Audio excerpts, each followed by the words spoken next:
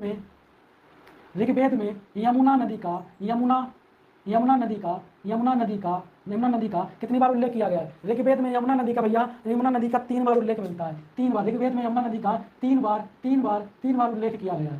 3 बार उल्लेख है भैया, 3 बार उल्लेख है। अगर बात करें गंगा नदी का, अगर भैया कहें भैया गंगा नदी का कितनी बार उल्लेख है, गंगा नदी का कितनी बार उल्लेख है, गंगा नदी का कितनी बार उल्लेख है, तो आप लोग क्या कहोगे गंगा नदी का कितनी बार उल्लेख? तो मैं आप लोगों से गंगा नदी का जो उल्लेख है भैया वो हम लोगों को 1 बार मिलता है। 1 बार गंगा नदी का उल्लेख है। 1 बार किसका उल्लेख है? गंगा नदी का। 1 बार किसका उल्लेख है? गंगा नदी का। इतनी बात आप लोगों को अच्छे से समझ में आ चुकी होगी।